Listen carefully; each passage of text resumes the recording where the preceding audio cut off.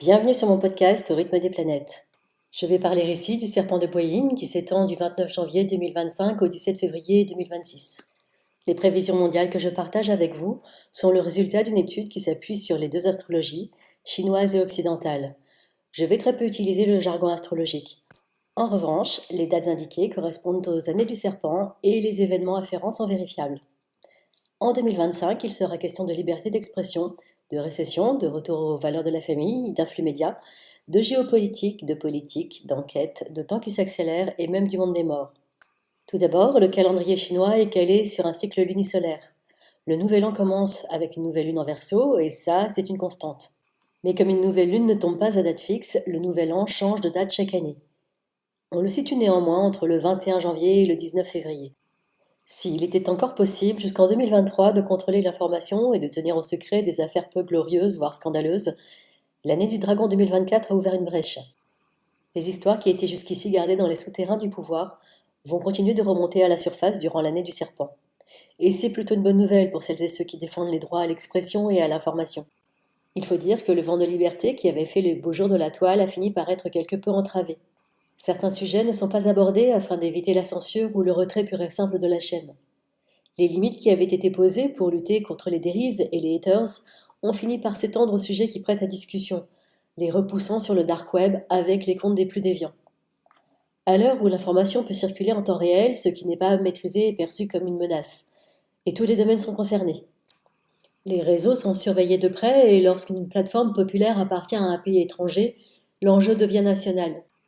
TikTok, toujours dans le collimateur des États-Unis, semble être en sursis. Mais qu'il s'agisse de cette appli ou d'une autre, il sera difficile de fermer les vannes de l'information. L'alignement des planètes qui se met en place cette année et s'installe durablement en 2026 va la faire circuler dans tous les sens.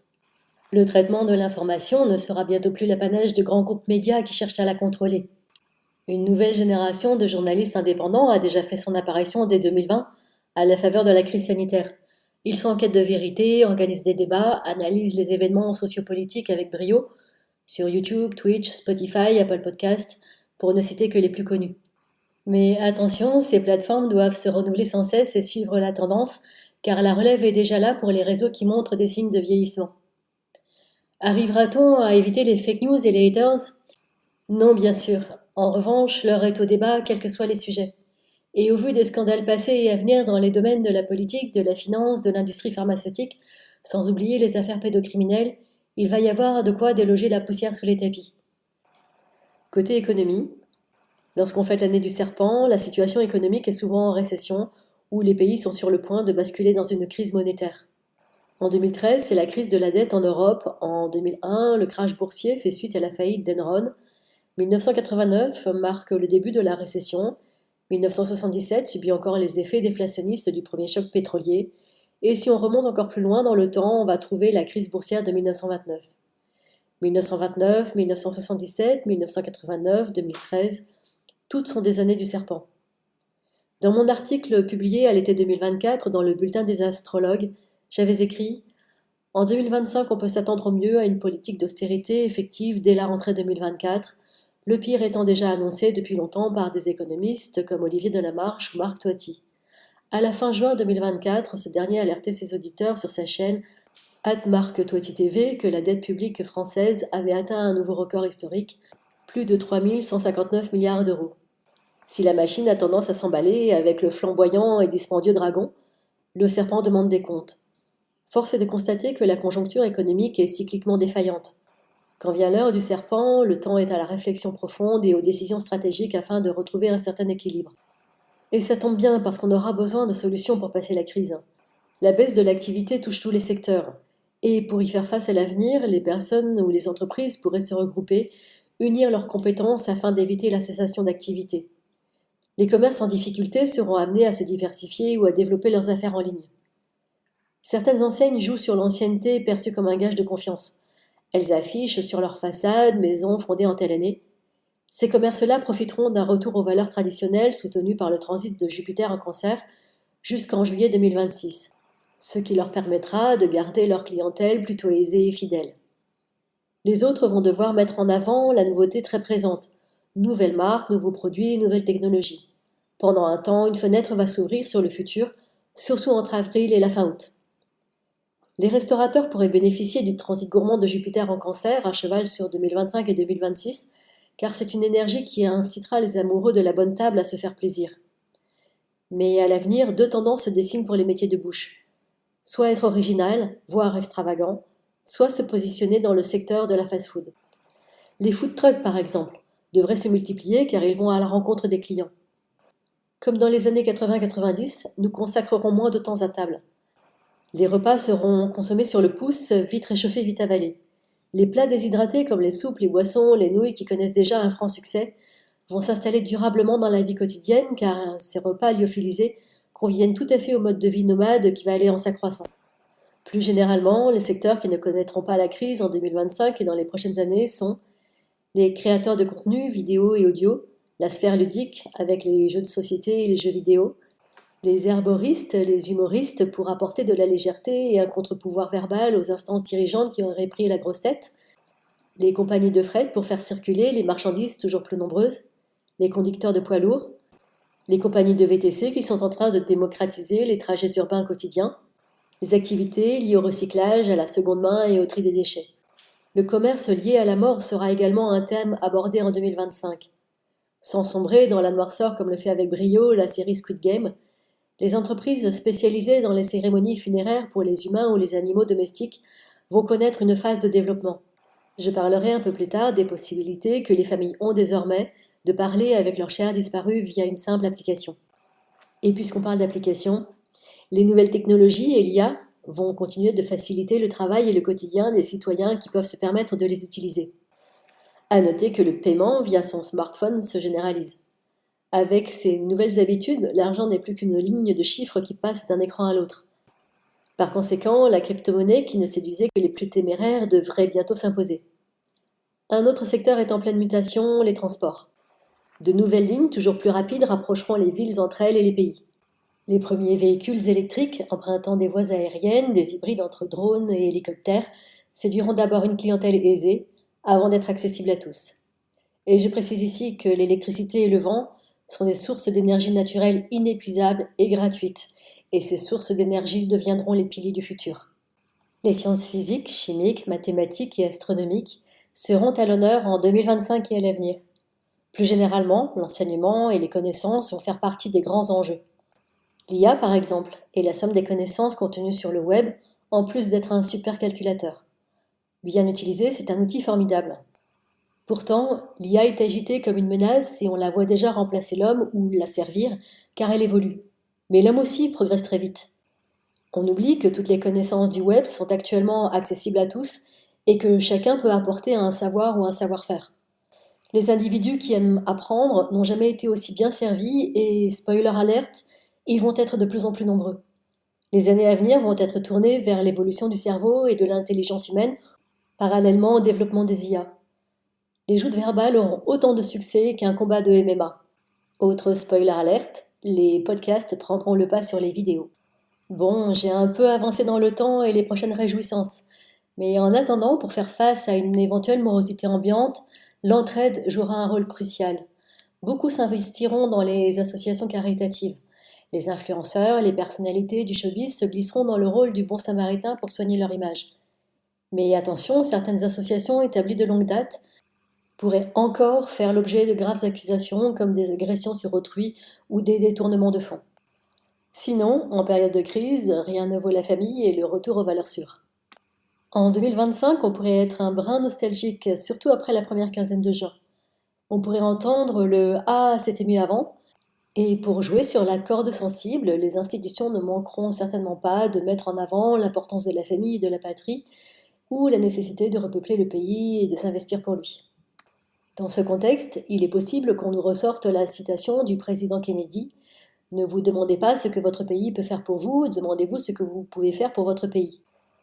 Les mouvements nationaux vont se faire entendre partout sur la planète, galvanisés par la récente victoire de Donald Trump, mais ce n'est pas la seule raison. Quand l'avenir est incertain et que le pays est en crise, les valeurs refuges sont rassurantes pour beaucoup, et l'élément bois peut participer à cet engouement. Les médias auront l'occasion de mettre en avant le rôle des mères comme piliers de la famille, de parler de l'importance des racines et de la terre de ses ancêtres. Sur les réseaux, on verra sans doute une recrudescence de jeunes influenceuses glamouriser le rôle de la femme au foyer et vanter l'importance des traditions. Cette année, surtout à l'approche de l'été, on sautera sur l'occasion pour redécorer son foyer en s'appuyant sur l'énergie très créative du bois. Durant les vacances, on aura tendance à privilégier le retour vers un lieu familier, à ressortir les albums photos souvenirs et à partager de bons repas à la maison ou au resto. Les étudiants et les célibataires auront envie de se cocooner, d'ajouter des coussins au canapé, de s'offrir le dernier objet tendance fluffy ou kawaii et de partager les potins autour d'un chocolat chaud. Les fêtes du calendrier pourraient prendre une résonance particulière, surtout au réveillon, car ce sera l'occasion de réunir la famille, les amis autour de grandes tablées. Gare à la prise de poids pour celles et ceux qui veulent garder la ligne, surtout si vous savez que vous pouvez difficilement vous refuser quelque chose. Sur les réseaux que beaucoup considèrent comme une deuxième famille, les influenceurs chercheront plus que jamais le soutien de leur communauté. Ce qui me permet d'enchaîner avec ce court chapitre sur les plateformes du web, ce nouvel Eldorado devenu The Place to Be. Et il s'agit bien d'un nouvel Eldorado. Il faut dire que l'impact et la portée phénoménale des applications pour accéder à la célébrité et faire du business est une donnée que la jeunesse a très vite compris. En utilisant YouTube, Twitch, Spotify, TikTok, la jeune génération est devenue créatrice de contenu, vidéaste, actrice de son propre succès, s'affranchissant au passage de l'aval de ses aînés. La prise de conscience est désormais collective. Je pense au documentaire Amazon sur le succès du jeune youtubeur Squeezie, aux bons résultats des candidats politiques présents sur TikTok, au format court des infos très suivies sur Hugo Décrypte, ou à la réussite des interviews de la chaîne Légende. Tous ces entrepreneurs 2.0 ont fini de convaincre les plus réticents. Un certain nombre de journalistes et de chroniqueurs vont naturellement rejoindre la toile devenue incontournable pour lancer leurs chaînes vidéo, podcasts et autres influx médias.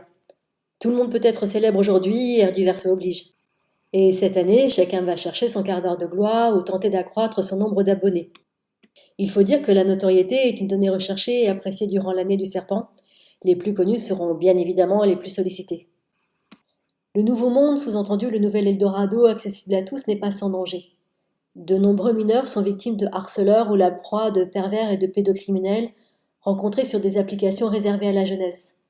Au détour d'un drame, les JT auront l'occasion de rappeler que la sphère Internet a aussi une face sombre. Au chapitre de la géopolitique, 2025 marque un tournant pour la Russie et les relations qu'elle entretient avec son voisin l'Ukraine.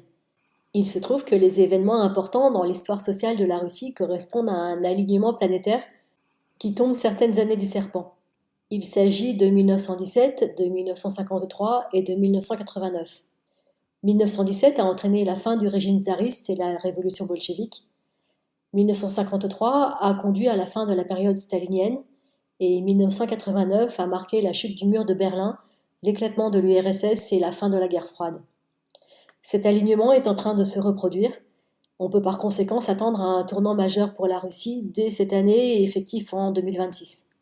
Les années du serpent sont également importantes concernant les relations russo-ukrainiennes, puisque l'histoire de l'Ukraine est étroitement liée à celle de son voisin la Russie. Si on reprend les dates précitées, l'Ukraine a déclaré son indépendance en 1917 après la révolution bolchevique. L'année du serpent 1953, la Russie cède la Crimée à l'Ukraine. Puis, après la dislocation de l'URSS en 1989, l'Ukraine retrouve son indépendance 2 ans après, et la Crimée devient alors une république autonome de l'Ukraine. Entre ces dates, l'Ukraine revient périodiquement, bon gré mal gré, dans le giron russe. On peut donc supposer qu'une issue favorable à l'Ukraine pourrait se mettre en place entre 2025 et 2026 et que la Crimée lui sera rendue, ou du moins en grande partie. Ce qu'on peut noter, c'est que les 3 années du serpent, 1917, 1953, 1989, ont provoqué des changements politiques radicaux, et on peut y inclure 2025 et 2026. La tendance, qui n'est pas cantonnée à la Russie, penche vers un nouvel ordre social en faveur des socialistes, précédé des révoltes populaires. Comme on l'a vu, les années du serpent traversent des crises économiques et sociales sévères. Les structures étatiques sont affaiblies et doivent en plus faire face à des pénuries après de mauvaises récoltes. Il en résulte un fort ressentiment citoyen contre les régimes autocratiques et contre les hommes politiques pour peu qu'ils soient corrompus. Les révoltes et les émeutes qui s'ensuivent sont souvent violemment réprimées avant d'aboutir au final à un nouvel ordre social. En 1917, l'économie russe est en crise. La montée d'un esprit anticapitaliste accompagne la mort du tsar et la révolution russe. En 1953, Joseph Staline meurt. Une insurrection a eu lieu en Allemagne de l'Est, menée par les ouvriers qui dénoncent alors les cadences de travail. La répression soviétique ne se fait pas attendre, 50 morts, des milliers d'arrestations et le leader est fusillé. Après cet événement, la Russie entame sa phase de déstalinisation. En 1989, les soulèvements populaires sont à Berlin, à Tiananmen et à Bucarest en Roumanie. Le mur qui sépare les deux Allemagnes tombe, tout comme le dictateur roumain Nicolae Ceausescu. 2025 ne fera sans doute pas exception aux changements politiques qui se préparent. Les nations actuellement sous régime autoritaire risquent d'être les plus affectées par les révoltes populaires à venir. De nouveaux partis à tendance socialiste vont émerger, mais vont devoir faire face à un climat marqué par un élan libéral et libertaire, accompagné de tensions antisémites. 2025 pourrait être une invitation à réfléchir au temps, au cycle, au changement des calendriers au cours de l'histoire, et peut-être même à remettre en question la ligne du temps imposée par la religion chrétienne. Une année n'a pas toujours compté 365 jours et n'a pas toujours commencé un 1er janvier. À l'origine, le calendrier rythmait la vie agricole et républicaine romaine, avant que la puissante Église ne se l'approprie et décide d'utiliser la naissance du Christ comme étalon. Bref, le calendrier a pas mal changé au cours de l'histoire, au gré des revirements politiques. Il est aussi bien différent selon les cultures. Le calendrier chinois, on l'a dit, repose sur un cycle lunisolaire. Tous les ans, c'est la nouvelle lune dans le signe du Verseau qui ouvre l'année dans la plupart des pays d'Asie. Et comme cette nouvelle lune ne tombe pas à date fixe, puisqu'il dépend de la course de la lune, le nouvel an ne tombe pas à date fixe non plus. Une année du calendrier chinois compte 12 ou 13 mois lunaires de 29 ou 30 jours et peut s'étendre de 353 à 385 jours. La République de Chine a adopté l'ère commune en 1929 pour des raisons politiques et commerciales, mais le nouvel an traditionnel est davantage fêté. Notre calendrier actuel a été imposé par le pape Grégoire XIII en 1582. Il est calé sur la course du soleil, compte 365 jours avec un jour de plus en février tous les 4 ans. Le changement d'heure saisonnier, lui, date de 1975, durant la crise économique qui a suivi le premier choc pétrolier, et ce, afin de faire des économies d'électricité. En mars 2019, les eurodéputés ont voté sa suppression, et ce nouveau décret devait être appliqué dès 2021. Et puis il a été reporté sans date à cause de la crise sanitaire, mais pourrait bien revenir à l'ordre du jour en 2025. Le temps est relatif, nous a dit Einstein. L'impression que les jours passent plus vite ne date pas d'hier, mais les changements annoncés, qu'ils soient politiques, économiques ou sociaux, peuvent accentuer cette impression d'accélération. Petit à petit, il va falloir se faire à l'idée que ce qui était pérenne hier ne le sera plus aujourd'hui et encore moins demain. Le cycle d'air dans lequel nous sommes entrés en 2020 est un facteur d'impermanence. Ce sentiment va s'accentuer avec le changement de signe de 3 planètes entre le 30 mars et le 7 juillet. Il s'agit de Saturne, Uranus et Neptune. L'énergie phénoménale de ces planètes appelées transsaturniennes, c'est-à-dire au-delà de Saturne, quand on parle de l'ordre des planètes dans le système solaire, ce concentré d'énergie va venir bousculer les mentalités et les habitudes, traçant dès leur entrée en signe une autoroute vers le futur, avec des moyens à la démesure de ces planètes. Et comme nous sortons d'un cycle tourné vers ce qui dure et vers ce qui est acquis, il va falloir s'adapter. Concernant la météo, les années serpents sont généralement humides, grises et froides, avec des neiges abondantes et des chutes de température en plein été. La Creuse avait enregistré des températures négatives le 7 août de l'année du serpent de bois 1965. Je précise bien entendu que c'est une tendance qui marque l'année et non qu'il fera gris et froid tous les jours. Ces pronostics n'excluent pas non plus les vagues de chaleur attendues cet été. Je mentionne juste ce qui peut être inhabituel et notable. Le bois, par ailleurs, donne des années venteuses avec des cyclones parfois dévastateurs, comme en 1905 ou en 1965. Et lorsque les années correspondent au serpent roi, les tempêtes occasionnent davantage de dégâts car elles sont accompagnées d'inondations et les villes côtières peuvent être particulièrement touchées. En 1917, on note une vague de froid, des neiges abondantes et des inondations. En 1953, les inondations qui ont eu lieu aux Pays-Bas ont été mémorables. En 89, on se souvient des tornades, des orages, des pluies diluviennes et des arbres déracinés. L'année du serpent en 2025 ne sera pas sans conséquences. À l'instar du serpent roi à Nanta, et là je vous invite à écouter le podcast bonus sur la symbolique du serpent, le serpent de bois 2025 est bien parti pour prendre le relais du dragon de bois 2024. Il faut s'attendre à des tempêtes mémorables, à des séismes et à des éruptions volcaniques. Au chapitre des enquêtes, 2025 va encourager les esprits curieux sous l'égide du serpent. Les internautes vont se passionner pour les affaires non élucidées, les histoires mystérieuses et les secrets bien gardés. Pour rappel, l'alignement des planètes qui s'en vient va favoriser la circulation de l'information, même celle qu'on cherche à dissimuler. Les plus affûtés iront lire et écouter la presse étrangère pour se faire une opinion sur les rumeurs et les affaires en cours. Chacun défendra son point de vue et cherchera à l'imposer. Les scandales qui ont été mis à jour en 2024 pendant l'année du dragon vont entraîner une prise de conscience. Les dossiers de corruption à grande échelle, de spéculation hors sol entraînant des faillites, auront quelques rebondissements.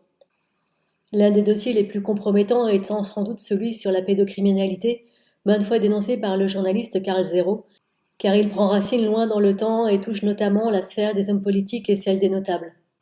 Les articles à charge, appuyés par des témoignages et des statistiques largement relayés par la presse étrangère et par les réseaux sociaux, vont venir bousculer les canaux mainstream sous contrôle, aggravant un peu plus la crise de confiance des citoyens vis-à-vis des médias.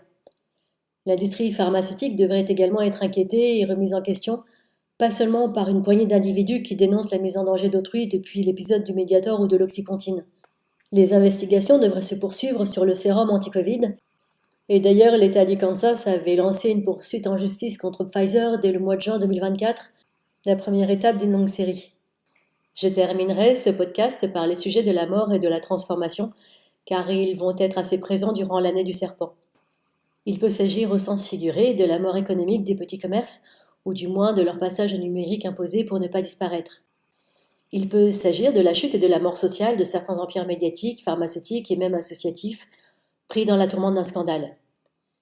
Médicalement, il peut être question des recherches avancées sur les EMI et les comas. Ces études ne datent pas d'hier, mais elles pourraient sortir de l'ombre et franchir une étape décisive. Parallèlement, le transhumanisme qui fait couler beaucoup d'encre va devenir le sujet central des prochaines décennies.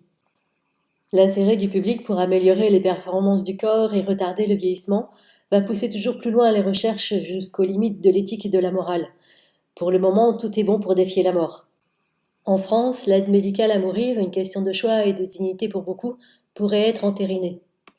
Un projet de loi avait été élaboré dès 2022 en collaboration avec les professionnels de la santé, et le 6 juin 2024, Le Monde titrait « L'aide à mourir adoptée par les députés par 88 voix contre 50 après de profonds débats ». L'initiative avait été mise en pause à la suite de la dissolution de l'Assemblée nationale en 2024, mais pourrait trouver une issue favorable cette année. Avec le sujet de la mort vient celui de la dépouille qui n'est plus nécessairement inhumée comme le veut la tradition chrétienne, mais crématisée, incinérée ou mis en terre dans un simple linge pour participer au cycle de la nature. Les habitudes changent dans ce domaine-là aussi. La loi Sueur permettant la dispersion des cendres dans une forêt ou en pleine mer a sonné la fin du monopole des pompes funèbres. Depuis 2022, il semble que le business de la mort soit en pleine expansion. C'est d'ailleurs le sujet du livre de Fawzi Benzeba, professeur de gestion à l'Université de Paris-Nanterre, et de Fabien Imas, maître de conférences en sciences de gestion, publié aux éditions de l'Harmattan. Ces auteurs parlent notamment des cérémonies organisées pour nos petits animaux de compagnie, précisant qu'aux États-Unis, ce sont plus de 500 000 animaux par an qui ont le droit à leurs funérailles, avec crémation ou enterrement dans des cimetières qui leur sont dédiés. Et pour celles et ceux qui cherchent l'éternité, la cryogénisation offre ce rêve hasardeux et onéreux de pouvoir être ressuscité par les technologies futures. Enfin, les personnes en deuil peuvent confier la mémoire d'un défunt à un robot ou une IA, l'histoire de sa vie, le son de sa voix, afin de continuer de converser avec lui. En 2020, l'entreprise sud-coréenne qui avait créé un espace virtuel pour qu'une famille puisse rendre visite à un parent décédé pourrait refaire parler d'elle cette année. Le monde des morts fascine, surtout depuis que les extralucides en parlent. Dans un article que j'avais écrit en 2022, je soulignais le rôle que la conjonction Jupiter-Neptune en Poisson avait sur les capacités médiumniques. Le sujet de la médiumnité interpelle aujourd'hui tout le monde, toute classe sociale confondue. Et cet intérêt ne fera que s'accroître dans les prochaines années pour atteindre l'engouement que la fin du XIXe siècle a connu dans les salons de la noblesse et de la bourgeoisie, qu'elles soient russes, européennes ou américaines.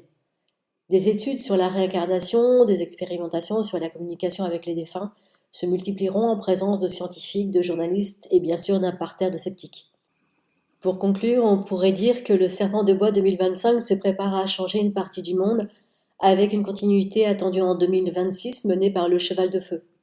Le serpent de bois va s'appuyer sur sa capacité à résoudre des situations complexes pour surmonter la crise économique et sociale qui revient cycliquement et proposer des solutions concrètes. Mais l'année va connaître des turbulences car c'est un signe qui manie habilement les paradoxes. Pour imager mon propos, je dirais que le serpent peut admirer les célébrités, flatter les hommes de pouvoir et armer en même temps le bras des révolutionnaires pour faire avancer les droits sociaux. Un autre équilibre des contraires possibles, l'évolution des droits LGBT dans un contexte devenu très conservateur. Je prends pour exemple l'année du serpent en 2001, car le tribunal de grande instance de Paris a accepté pour la première fois qu'une femme homosexuelle adopte les 3 enfants de sa compagne. L'année 2013, le projet de loi sur le mariage et l'adoption aux couples de même sexe a été voté avec une large majorité. L'élément bois va venir encourager les désirs de développement et d'expansion, que ce soit à l'échelle d'un pays ou à l'échelle des individus. La créativité et la famille vont être à l'honneur. Et quand j'évoque la famille, il s'agit aussi bien de celle dont nous sommes issus que celle que nous avons choisie, ce qui inclut les communautés des réseaux sociaux. Le yin s'oppose au yang. Le serpent est yin et le dragon est yang. Le signe du lion est yang et le cancer est yin. Tout comme le soleil est yang et la lune est yin. Ce sont des énergies opposées mais complémentaires. Le serpent de bois yin ouvre une fenêtre de 5 mois sur l'avenir, de mars à août 2025. Il invite chacun à penser différemment, à s'adapter dès maintenant au futur et aux nouvelles technologies qui s'imposeront. Car nous ne parlerons bientôt plus que de futur et de nouvelles technologies. 2025 est une année importante car elle est le dernier trait d'union entre le monde d'hier et l'entrée dans une nouvelle ère en 2026. Ces 2 années annoncent de grands changements et que nous soyons prêts ou non, il n'y aura pas de retour en arrière. Je termine ici les prévisions de l'année du serpent de bois. Des podcasts bonus sont à disposition si vous voulez en savoir plus sur la symbolique du serpent et du bois à travers les différentes cultures.